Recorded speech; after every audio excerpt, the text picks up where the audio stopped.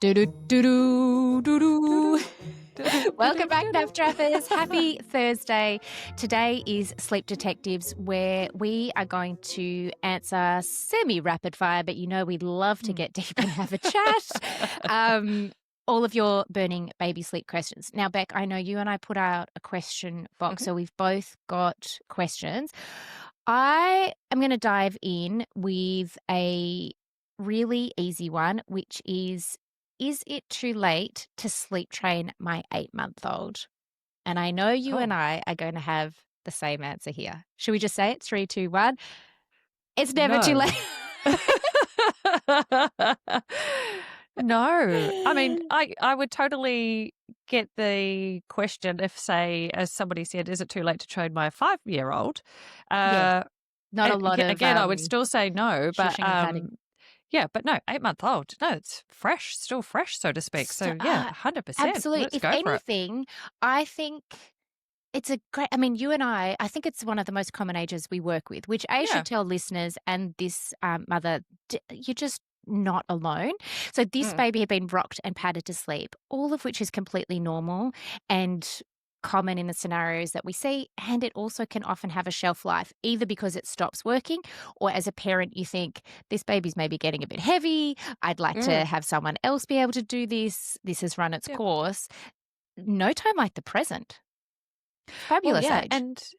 And I think you're also so much more comfortable with your baby as well. So you're not, in those early days, you're sort of like, I don't want to break them, but even changing their nappy and putting the onesie over the top of their heads, it's like, it's like, you're doing everything so gingerly.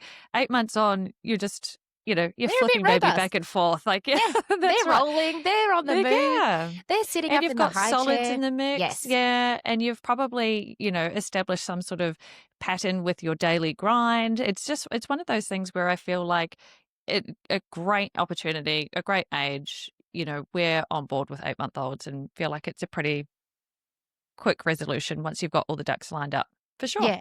Absolutely. And I actually find that you can also have confidence because developmentally we know they're so capable.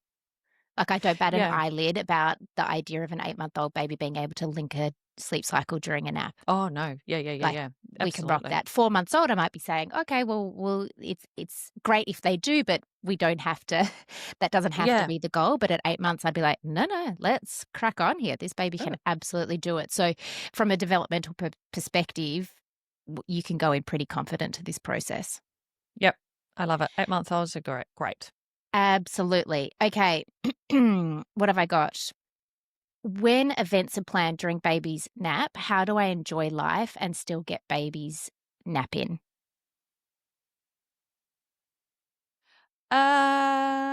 It all boils down to, sorry. I was just going to say the reason I paused is because there's part of me that has the sleep consultant answer and then part of me that's the mother who was like, no, we'll stay home.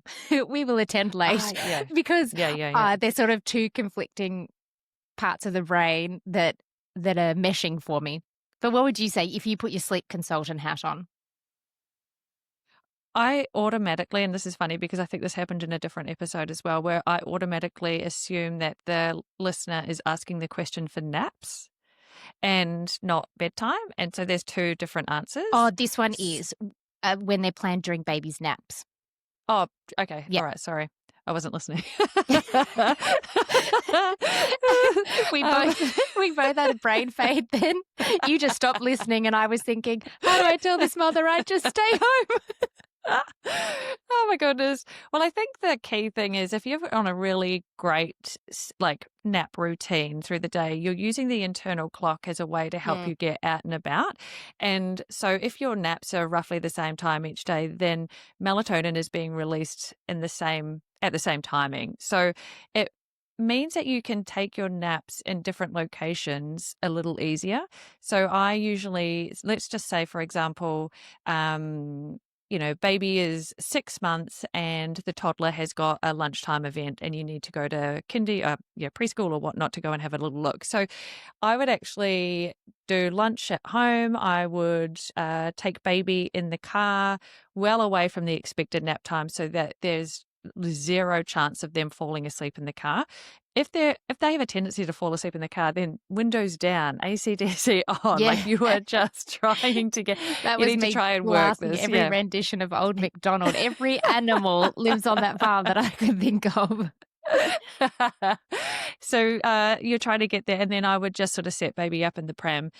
So they're sitting up, having a little look around, and then once it's nap time, reclining, dark cover over the top, sending the sleepy vibes, doing a little bit of motion. Like if you have to use motion and rocking and all the things to get them asleep, maybe you're using the carrier, but you want to try and time the nap at a very similar time for when they would actually be in the cot at home taking their naps. The same would go for like a lunchtime, beautiful, winery lunch. If you were out and about with, your partner or girlfriends or whatnot, I would use the pram. Like I love a pram for these scenarios where you can get out and about, baby's not in your arms, so you've got your hands free. You've just got to attempt it. The key is practice, because it may not go amazing the first time round, but you learn something in that moment and then you can apply it the second time round. But you've just got to back yourself. I mean, that's just the key mantra for parenting, isn't it? Like back yourself, back your child, and keep practicing. It's only one day. Chances are it's only one day. With my first, who was such an easy sleeper, this was just no big deal. I would pop her in. I would drive to Pilates in the time that would take her to fall asleep in the capsule. I'd transfer the capsule onto the pram and she'd stay asleep for Pilates. The same, I used to take myself to the like parents and babies movie session on a Thursday, and I used to give her an earlier nap. She used to fall asleep mid-movie in the pram. Like I just, this baby understood the assignment. The reason I hesitated before is because I think I'm still traumatized is probably a intense word, but my second baby was not go with the flow. And so there was big crying, even in the car, even in the pram. But I did it because I had a toddler, I'd take him to the zoo and I would be pounding that pavement with the snooze shade on, the white noise on, and I just had to sort of get through it. And he would eventually fall asleep. But I think that is that's what's blinding me a little bit here, is that it was just some babies are trickier to do it on the go than others, but it is absolutely still worth it. I think if you go into these moments with just realistic expectations as well, that they're not going to probably sleep for as long, unless they're like my first baby who just could sleep anywhere and everywhere, a mini snoozosaurus. If you get 38 minutes out of your ideally 2-hour lunch nap, we take it. They fall asleep in the car on the way, like early to bed. You might have some, and then you just get back on track the next day. I used to use the pram too, and I used to send my husband. So I would stay at the table eating and be like, can you go and take him? And he'd be out walking for 30 minutes trying to get this baby to sleep. And I've also had to surrender to be like, this isn't going to work today. This baby's happy being up. I'm just going to have to roll with it. So I think all of those scenarios exist out there, and a lot of it will come down to temperament. And I think you're right. It's so much is just practice and then being like, oh, that did work, or nope, it didn't. I'm going to either roll with it or prioritize differently. I love the idea that it's okay to say no as well. So you do have to prioritize. And so I think that that's really important as a parent, to be able to say, you know what, typically going out at this time of the day creates a bit of a shit show later on for me. On a scale of 1 to 10, how important is this event? And if it's not rating highly and you are wanting to prioritize bedtime, just roll with it and be okay with it. And another opportunity will typically arise, so Definitely. Just prioritize. It's fine to say no. Totally okay to say no. Yep. And protect your schedule. I'm just even thinking, I had a 5-month-old at my brother's wedding, and I just bounced with him in the carrier off to the side during speeches, and we just rolled with it. I do think it also, sort of back to your point of the power of the schedule and the internal body clock. If you have an otherwise pretty consistently great sleeper, these sorts of days are significantly easier, rather than already playing with the schedule of an overtime. If a baby's chronically overtired, then we throw something in the mix. It can feel a little bit more loosey-goosey. Whereas if you're like, that's okay, because I know tomorrow will be fine and today was great, it's just the one in between, everyone's got the threshold for it. But essentially, life does need to be lived. if you are the type of person that does want to get out and about, you're the type of person that needs a schedule. Yes. The schedule gave me freedom back because I knew Yep. when I could get out and about. I Yeah. knew my limits. I knew, 15 minutes here or there. It wasn't going to make or break if I got caught up. I knew when I could try and attempt a car nap and time things Yeah. with that with sleep pressure on my side. I knew when swimming lessons could be. Yes. The schedule gave me freedom. Yeah, I attest to that. Yeah. For many families, they feel like it's the opposite, that the scheduling traps them, but it is the opposite. Yes. And if you listen to the podcast, you'll understand why for all the various reasons, how it can work in your favor and how it means you can be flexible and adaptable and get out and about and all the things. So yeah. And I think there's no right or wrong way, and different families have different needs. But I think if you're listening to a baby sleep podcast, that probably tells me that sleep is of a priority for you, and you're trying to piece together some tips to get better sleep. So a schedule is the place to start, definitely. Okay, here we go. Oh, this is actually a good one because I know we've got the same answer to this. Do you recommend a full wake window on either side of the third nap for 7 months old off a 30-minute nap? Full wake window leading into nap 3? Well, they said either But side, but I'm already thinking about the other end. wake. Yeah, I'm thinking one about to the wake bed. window from after. So, yeah, I mean, it depends on your nap schedule, but I'd be using a So, for example, I can tell you what I'm doing at the moment with an almost 7-month-old baby at the moment. We have a 12:45 till 2:15 lunch nap, Yep. and then we have an afternoon nap based off a full wake window. I think we're doing 5 till 5:30. And then, so 30-minute nap, then we are doing a 2-hour wake window until bed. So that baby is going into bed at 7:30. I have exactly the same schedule for that age. Yep. Exactly the same. So full why wake people window off the long nap to get Yeah. you to the 30 minutes, and then a short one, a 2-hour after the 30-minute nap to bed. And Sorry, the I didn't mean reason to why cut you we off. have the shorter wake window from the end of the 30-minute nap is because we are manipulating that final nap of the day to create enough sleep pressure, sleep drive to move our babies through into a seamless first half of the night, which is typically the deepest part of the night with sleep. And because we're a full sleep cycle is say 40 to 45 minutes, we're capping it at 30 minutes, which means that we're trimming their sleep needs, but there's still sleep pressure there because they haven't had a complete sleep cycle. So when we wake them or they wake after that 30 minutes, there's still sleep pressure in the tank. So we can't do a full 2.5 hour 2 hours, 3/4 for a wake window at this point. We know we've only got a 2-hour maximum window of time because they've still got that sleep pressure in the tank. So we're building up. Also, the other thing too is often if you've got a lot of time between the end of the last nap and bedtime, you start sort of dicking around and we start adding things into the mix. Sometimes you lose track of time. Maybe there's an extra feed. Sometimes babies are getting hungry. Whereas if you've listened to our bedtime schedule, you'll know that we sort of have really structured timings for solids, bath, playtime, and it's sort of like bang, bang, bang, bang, bang to bed. Like everyone knows exactly what we're doing. The pattern is established and there's no fluffing around. So it just means for a really quick, succinct bedtime and you're at maximum sleep pressure at that 2-hour mark. So it should mean that when you are working with a little one to establish self-settling skills at bedtime, we know that they are well rested, not overtired, not undertired, and we're giving them the absolute best shot of learning to self-settle with none of those issues under their belt.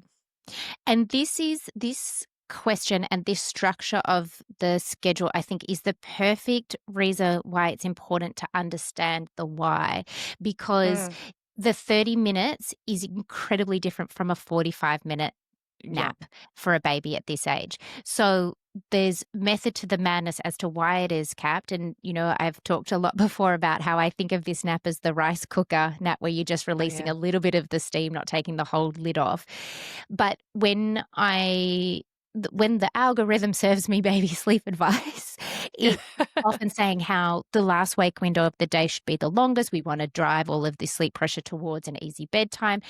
And there is no one way to do things, but this is how we would do it based off the 30-minute nap, not just any afternoon nap. It's based off this structure in particular. And I think once I've had families understand that, and although they might have been scared to be like, that's such a short wake window we've been doing, significantly more, but they've also had tears at bedtime, false starts, wakings before midnight. Once we actually bring it back, that organically resolves, usually without any sleep training technique at all.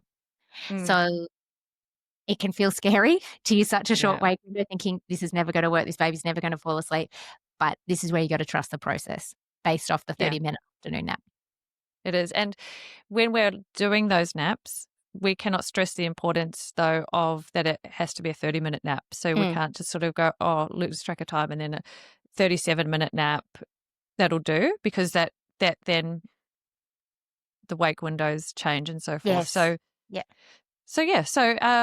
but of course, it all changes if the second nap. This is all based on the theory that the second nap has been a good one at this age. If the second nap has been an absolute disaster, then there are times when we would actually use a longer third nap just to sort of add sleep into the sleep tank as such, in which case, if we were using a 45-minute nap to build that, we would then use a full wake window afterwards. So just to confuse everyone, but just worth mentioning. Assuming they're on our schedule and taking that. That's right. It sounds like they are, though, because they know about the 30-minute nap. Yes. So thank you for listening. All right, I've got one more and then I'll hand over you. This is for an 8-month-old baby. If baby catnaps less than 40 minutes, how long do you resettle before giving up on the nap? Well, this really depends on what schedule. Yeah, and what the goal is. Like, where are we up to? Are we actively nap training? Can baby self-settle at bedtime and overnight, and now we're just working on the nap? At 8 months old, is baby on 2 naps, still on 3 naps? Which nap are we working on?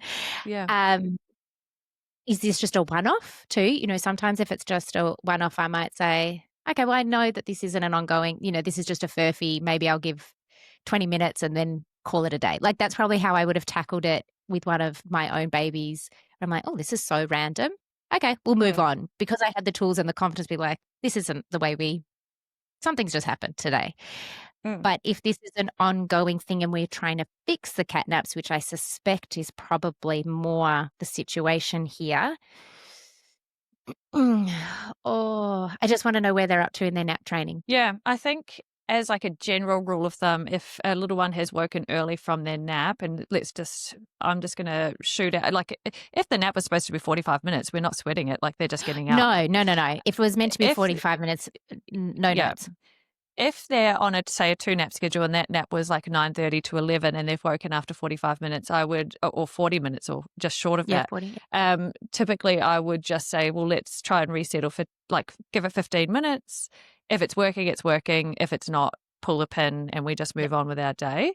And then we would sort of tackle nap 2 and sort of see how they go there.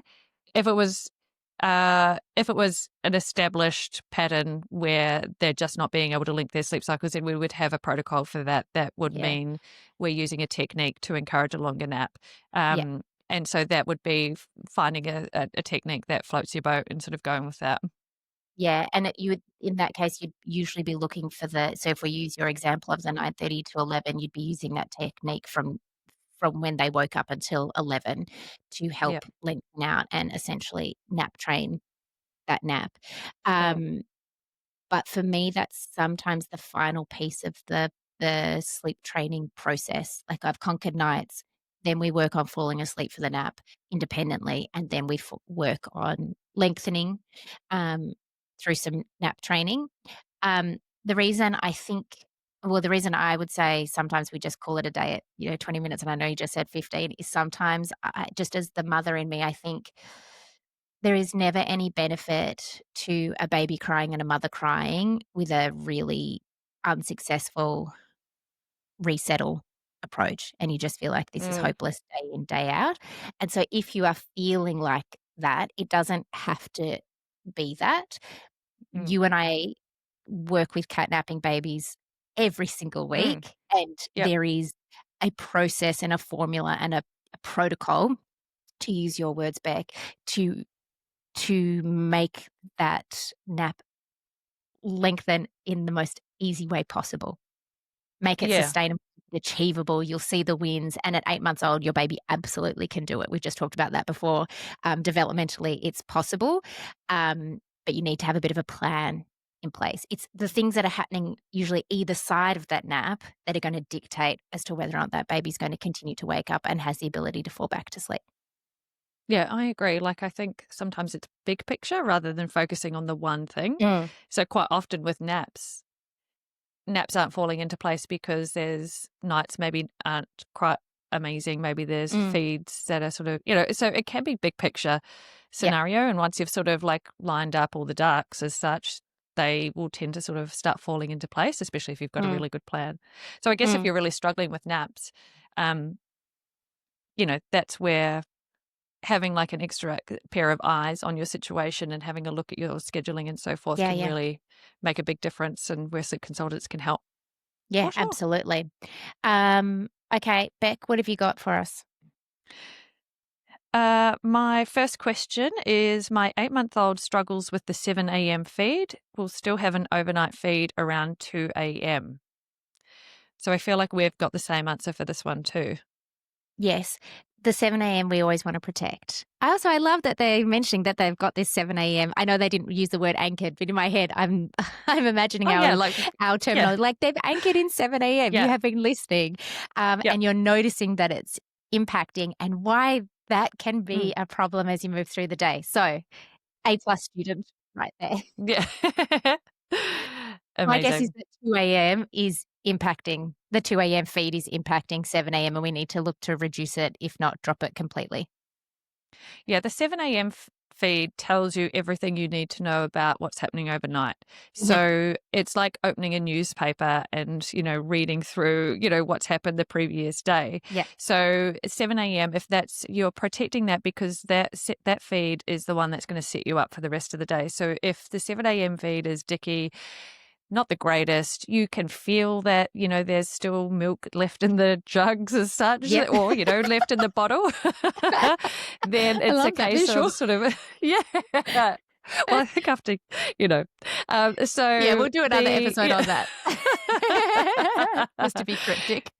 yeah, that's right. So, absolutely, I'm in 100% agreement. If the feed at 7 a.m. is a struggle, then we look at how much we're offering overnight. So it's a case then of restructuring, redistributing, reorganizing those feeds. So whether you resettle the 2 a.m. Mhm. feed the next and then make it a really small one, or you keep the 2 a.m. feed, but you, instead of offering 2 breasts, you offer 1.5, or Yep. 180 mils drops to 140. So Yep. you're starting to you're looking at the 7 a.m. feed and going, I need to bump this up. So I need to take some milk out of the equation Yep. overnight. So it's just a case of remembering that you want your little one to go back off to sleep quickly and easily and sleep well, but not so much that it impacts the first feed Yep. of the day. Yeah. I have just pulled up. Again, I'm working with a baby that's slightly younger at the moment, but we have an overnight weaning plan, and this baby is bottle fed, so I know the volumes. But just to give a listener a reference, because I think sometimes I'm not sure if this baby in your question box is breastfed or bottle fed. It doesn't matter from the Mm. plan perspective, but obviously it's harder to have a visual of how much is going Oh, in, yes. especially at 2 a.m. when you're probably trying not to doze off in Yeah. the chair, as it is.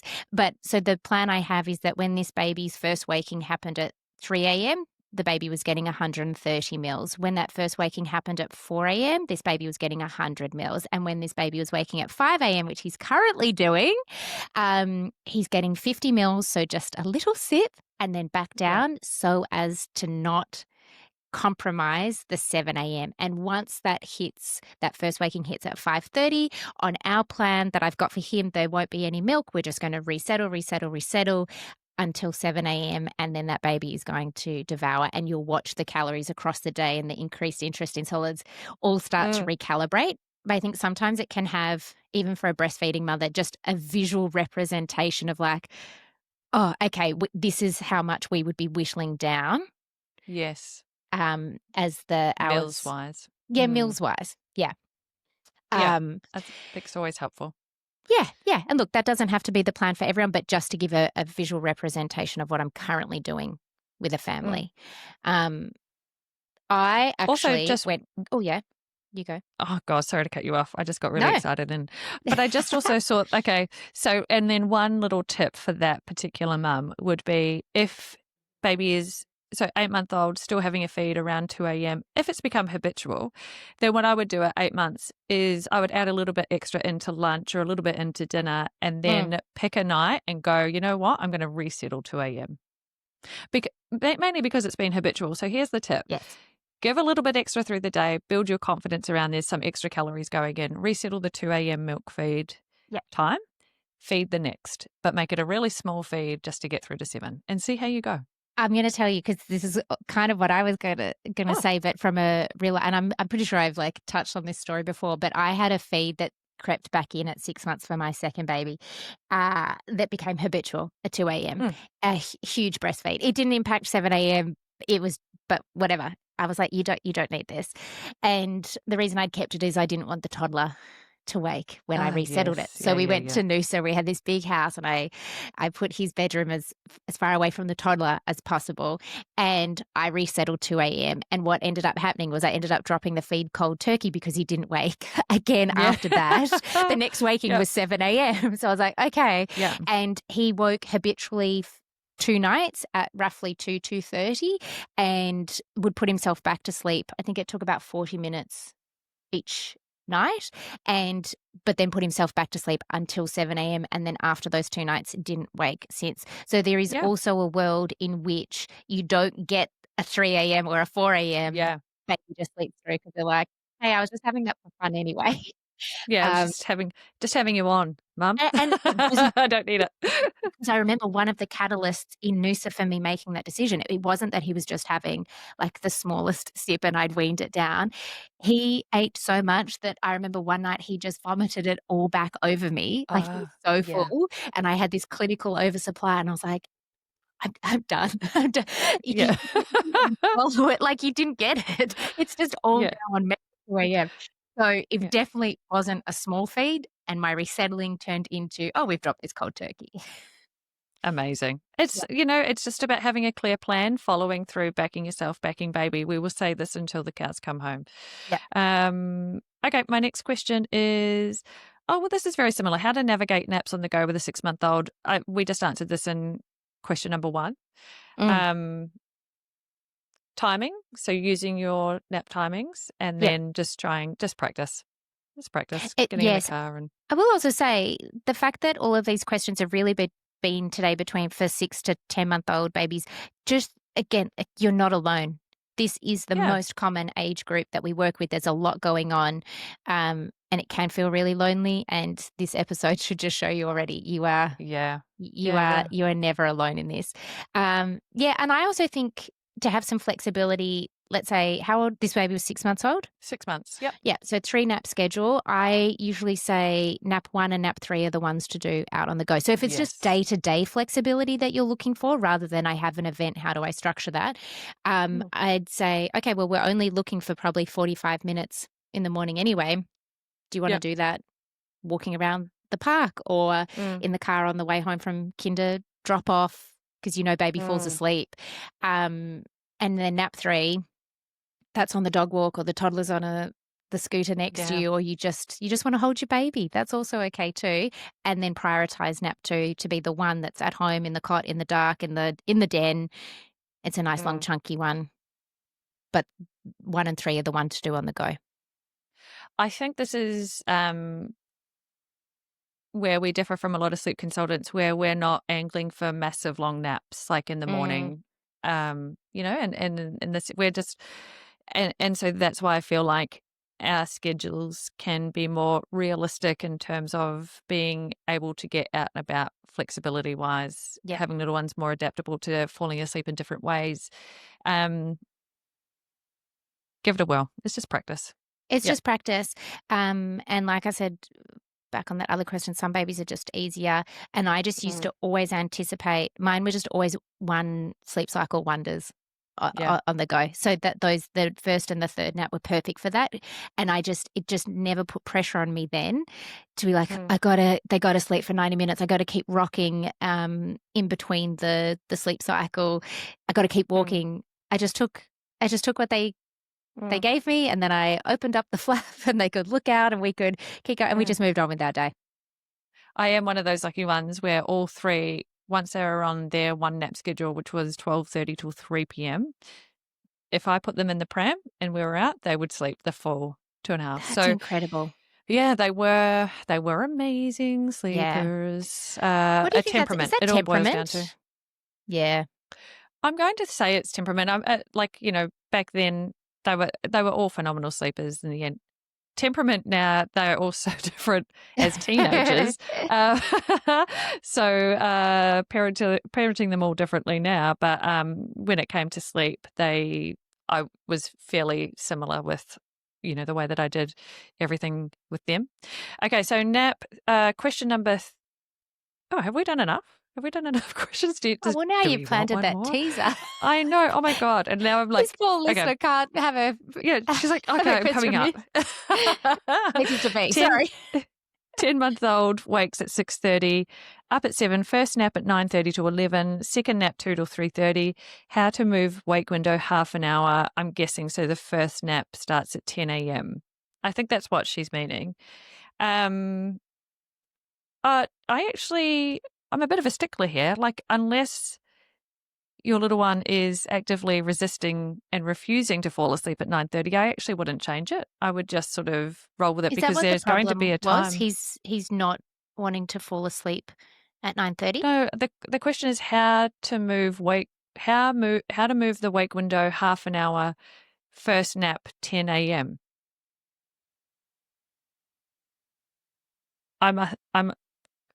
Sorry to my listener, to my follower. I'm a little confused. Unless she's asking, now they've moved the wake window half an hour, so the first nap starts at 10. Does that make more sense? Yeah, or are they trying to get from 6:30 a.m. to a 7 a.m. wake and hoping that if they shift the first nap, that'll get the 6:30 to a 7 a.m. We might need more information on this one. If this is your question, maybe can you message Beck? I'll reply back to you and then get some clarification. I just assumed...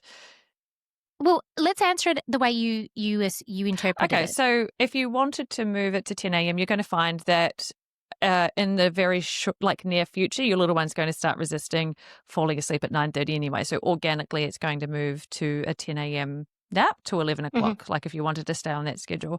If baby has now moved the wake window half an hour and the first nap is starting at 10 a.m., totally fine. You can just rock it until 11 o'clock as per normal, and then nap 2 starts at 2 till 3:30. So just roll with it as it is. If nap 2 is totally fine, you just keep everything sort of hunky-dory, stay put. Yep.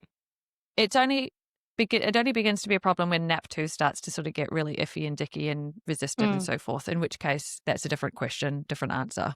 Yeah. So in case anyone was also wondering how much prep we do before we read these questions. That's a very clear indication. Oops. We just have a crack. I need more, but your answer made sense with your interpretation. Okay, great. We'll just roll with it. Yeah, hopefully that helps. Yep, I'm sure it will. But I'll message you. Yeah, and then if you get an update, we can answer it on the next one. Part 2 coming your way. Yeah. All right, maybe we should prep for these beforehand. All right. Well, we're fast thank you so much. We are fast and loose. That's what sleep detectives are. We haven't got time to mess around. We've got crimes to solve. So we will see you. Sleep timing crimes. Oh, tell me a split night isn't if it doesn't feel like a sleep crime. Yes, when that's you're right. living and breathing it. It's hard work. It is. All right, guys. On that note, we'll see you on the next episode. And see you next Thursday. Yeah, the more information, the better, which is actually really hard in a question box. So that's on us. We need to follow up. Maybe we put 2 question boxes up. So yeah. Part 2. Well, okay, guys. No. That reminds me, we're going to try and don't leave yet. Stay listening. Stay listening. Sally's got something important to say. We want to create a hotline where you can call in and leave your voice question, your voice memo note. Yeah. Like an old school answering machine. And that way we can get more information, and then we can base these episodes on your real life little mini case study. So stay tuned once we figure out the tech for that.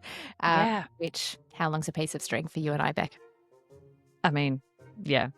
But that would be very exciting. I'd love to do that. So hopefully we've got some listeners who are keen to share their lovely, sweet, tired voice with us, and we can solve all their problems. Yay! All right, that's Sleep Detectives for this week. We'll see you on the next episode. Bye. Catch ya. Bye.